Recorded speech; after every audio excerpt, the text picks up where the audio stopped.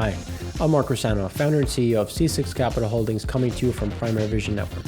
Here we're going to do a brief overview of what's happening on a geopolitical level that isn't just Turkey, but then we're going to do a deeper dive on Turkey, the Mediterranean. We've been following this story for a very long time now as we look at Turkey and Libya, as you remember with the EEZ zones, what's happening with Turkey and Europe, and we continue to see an escalation of issues that continues to kind of reverberate through the system. So before we dive in, I'd just like to remind everyone, if you could please subscribe, like, share. We want to keep the content free because we think it's valuable. Hopefully you agree, and if you do, please share and get the word out. So just before we dive in, the one thing that we've always been talking about is really these general debt levels. So when we look at Middle East, North Africa, it's important to appreciate, what is the proxy battles look like? How are things shifting? And here you can see versus 2015 and 2020 so far, the percentage of GDP in debt. And the problem continues to grow across the board. Egypt has seen a small drop, but again, you can look at Bahrain, Oman, Jordan, Tunisia, they all continue to surge higher in 2020, which is a mixture of two different things. Obviously, we have weak oil pricing. We have slowing global trade, which some of these are hubs for trade in terms of some stoppage for either shipments or other. And you've also seen just the stimulus required to try to get to the other side of COVID.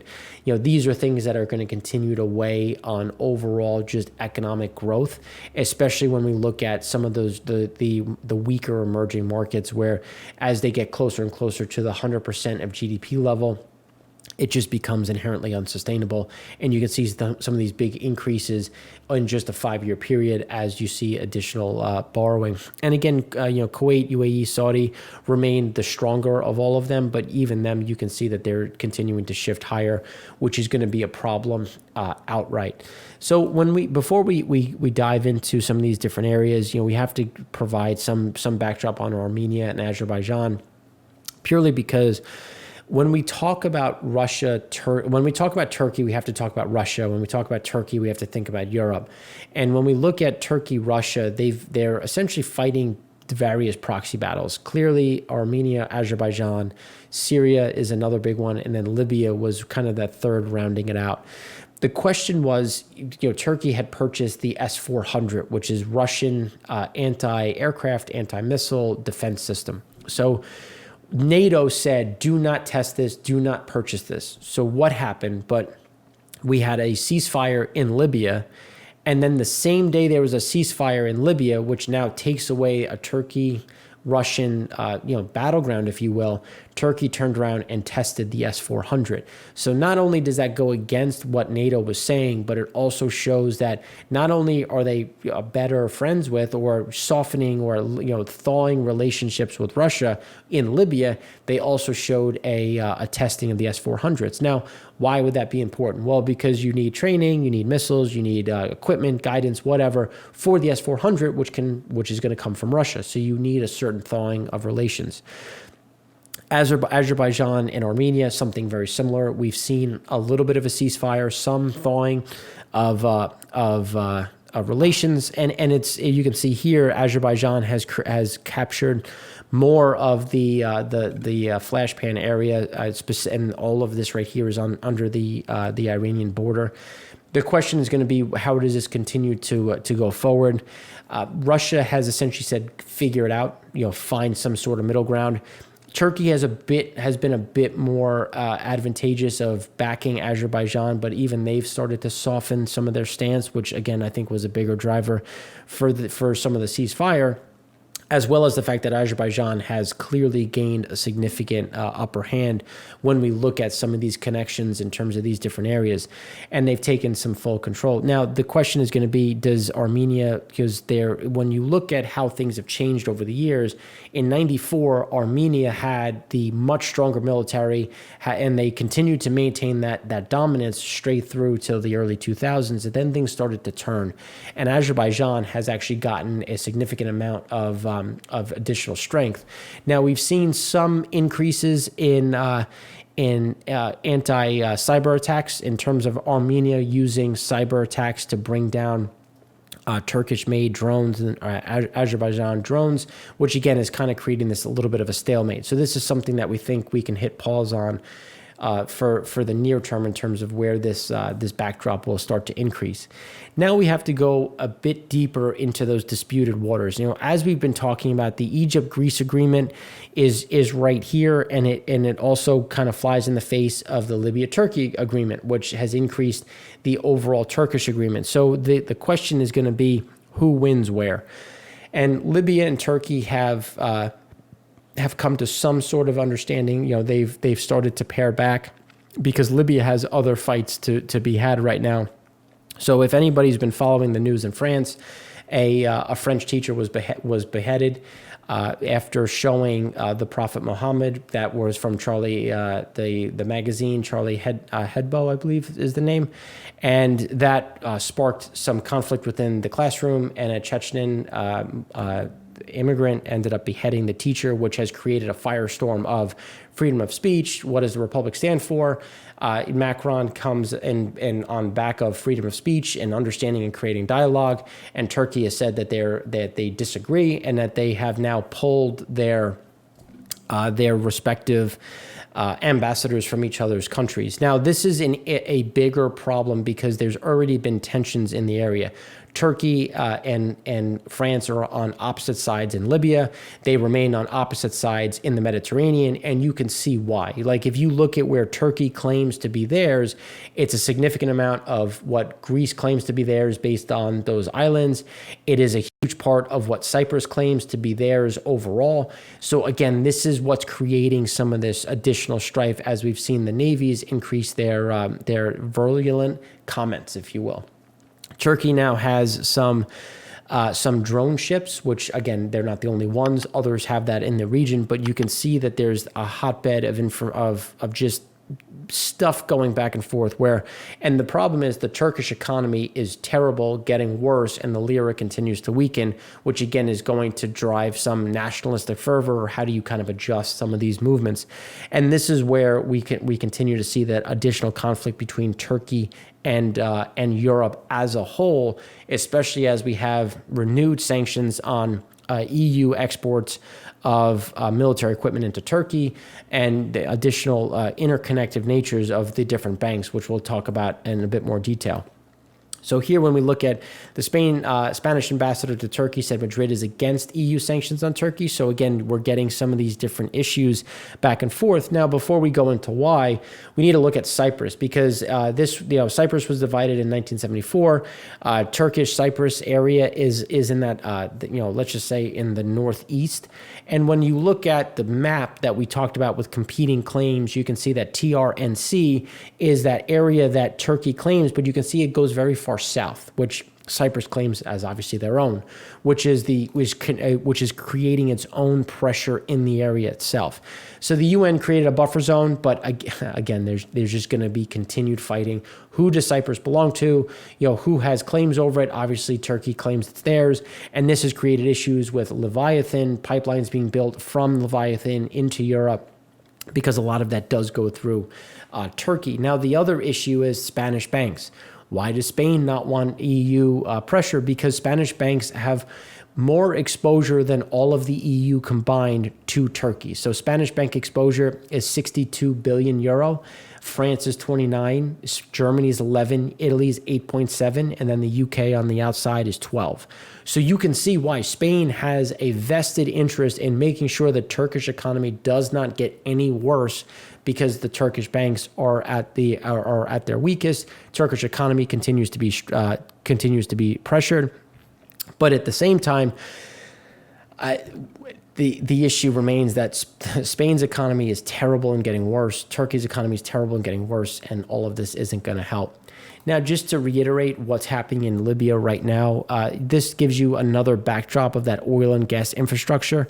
The bigger shift in terms of was the stalemate created was in Sirte. So the LNA really tried to drive through, where you had overall Haftar trying to push over. That was a failed attempt, and that created some of this stalemate. And then we saw Russia and Turkey come to some sort of agreement to say, look, we need to pause. The UAE has stopped paying Haftar to keep their overall, blockade. And now we see a resurgence of activity, and we've seen mercenaries start to get pulled out. Because the one thing that we keep trying to stress, proxy wars are very expensive.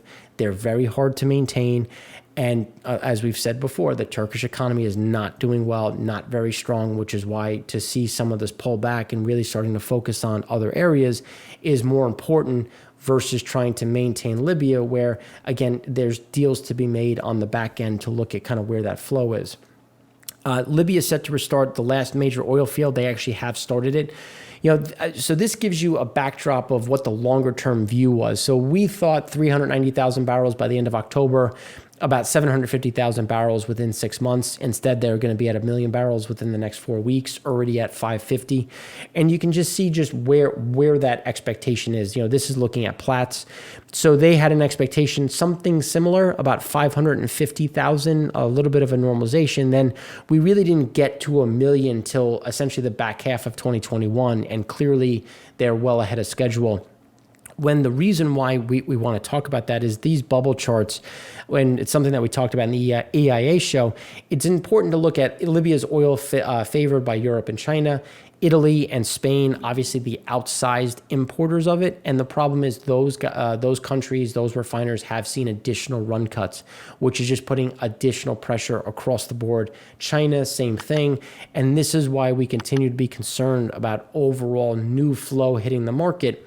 We have seen Urals get a decent bid today, but the question is going to be what happens going forward as we get some of these mismatches going over. We had an increase in diesel cargoes, but again, overall, we continue to see NE and sour crude. The purchases were there, but we see some slippage in terms of just what the prices are all here because we continue to see some of this flow coming back. Now, just shifting again back to Turkey, because I said the Turkish economy is weakening, and what does that mean?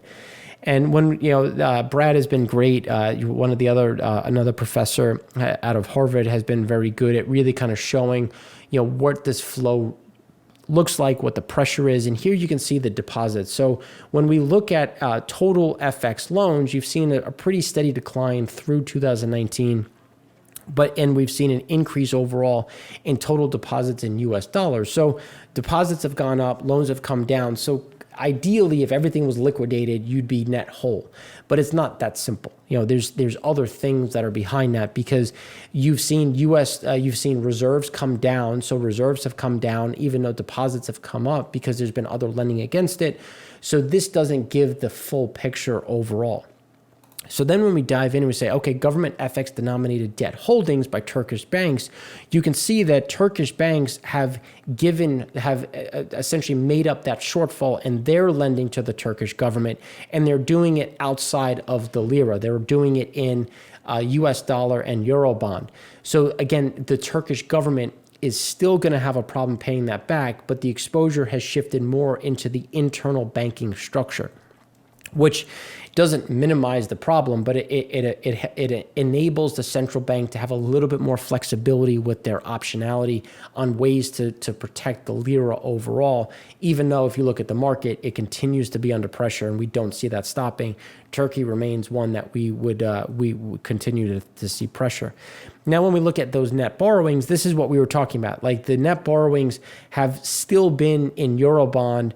And when we look at overall total long-term bonds bought by residents, the residents and banks have the most exposure to the stability of the Turkish government, which is an inherent problem because not only is there exposure in Spain, which could have a knock-on effect, but there's also exposure to the local economy, which can put additional pressure to the overall stability of the underlying economy, which is why we remain bearish Turkey and think there's additional pain to be seen. Shipping arms to Turkey, who gets impacted the most? You can see Germany is actually the biggest one to get impacted. And if you think about Germany, having additional lockdowns, seeing their exports start to slow, this would just be another headwind. And as you can see, Spain, France, again, remain fairly strong. But the bigger issue is going to be Germany, because Germany right now has been fighting some of these EU sanctions, and just based on how NATO and the EU feel, I don't really think Germany's going to have a leg to stand on with some of this pressure coming forward. Now, when we look at the overall inflation, and again, coming back to who's lent who to what, here's another issue: is the underlying consumer is going to be under pressure when we have the inflation rate continuing to drift higher, more pressure on just where the overall inflation is. As you can see, the official rate and then the unofficial rate. And the unofficial rate continues to drift higher, which is just putting more pressure on what the actual consumer can take in. And then the fear is, well, what happens if they say, look, you borrowed in dollars, but we're going to pay you in Lira, because there is that pressure. So again, that would impact the local economy just as much, if not more, than other areas in the region. This is just looking at US dollar versus Lira. Clearly, I mean, I could try to pull the most recent. It continues to the downside. There's nothing to stop it. That little bump right there is the central bank actually increasing interest rates, and the question is going to be, can they increase it again? There's a likelihood they will, but it's just going to be a problem overall, because people are now betting against Turkey, especially now that they're seeing issues with the EU. They already have a problem with trying to afford all of the immigrants that came from Syria overall, and it's just going to be an overall problem as we look at what is the health of Turkey going forward. And there is a big knock-on effect, as we see on a geopolitical level, but also as it bleeds into Europe. Now, before we depart, we just wanted to talk about China real quick before we go into our economy show. But this is an interesting one, because for those that don't appreciate, China and India and what's happening in these different areas, you can see why we have been talking about the Himalaya winter and the spring thaw, which is a real thing. And here you can see what it looks like in early October and then late October, which is why we expected a slowdown in impacts and troop movements and just overall conflict as people hunker down and really dig in for the winter. So this is something that should, they'll continue to harden, move in assets, try to strengthen positions. But in terms of general conflict, it should be fairly lax until we get into the spring thaw, which is going to be something to watch. And then, as we've been talking, the North Sea Troll crude loadings are set to be at new highs, with December being at record highs based on the plans. Again, just more pressure on overall crude, which is just going to be a pressure on some of those currencies and countries that we talked about at the very beginning when we look at debt levels and just the pressure that we're going to see, which is why we think OPEC's going to continue to bleed oil into the market, try to get volume if they can't get price, just because they're so short dollars and they need to keep that hamster wheel. The other problem is going to be, where does NATO sit? Where does France sit? Because France, Turkey, we don't see this settling down anytime soon. There continues to be some pressure when we look at Muslim versus European. Some of that we've seen additional riots, some protests within these regions. And those are things that aren't going to go away anytime soon, because they've really been increasing ever since the Syrian conflict really got going. So we're going to go in a bit more detail in the economy show, looking at global economic indicators. So thanks again for watching. Expect on Friday our favorite, the primary vision Frac Spread Count. I'm Mark Rossano, founder and CEO of C6 Capital Holdings, coming to you from Primary Vision Network.